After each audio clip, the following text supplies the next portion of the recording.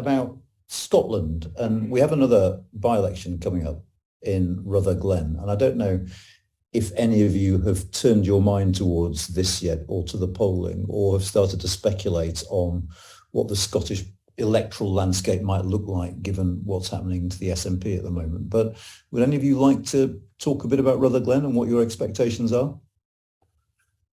I'll give it a go because I have a kind of half-finished thing that I've been trying to write about what might happen in Scotland.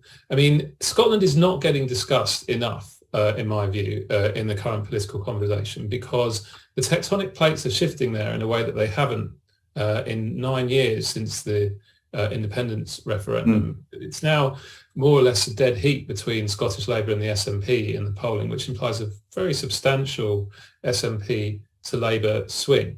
Now, Rutherglen will bring the spotlight back onto this, and if that polling is at all correct, Labour should win it very comfortably because it's quite a marginal seat anyway.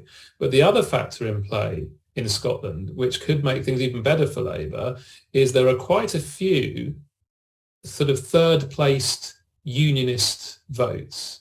Let's imagine, and I'm not saying this is true, but let's imagine that for most Scottish voters, the current primary thing is pro or anti-SNP, pro or anti-independence. So that just as third place Lib Dems in Selby might say, well, we really want to get rid of the Conservatives, third place Conservatives in central belt seats in Scotland will say, the thing I really want to do is finally get rid of these gnats who've been running the country since 2007 and they bang on about independence all the time. I'm fed up with it. And I'm willing even to vote for Scottish Labour to stop them because the Scottish Tories are dead in the water anyway. They're not going to win.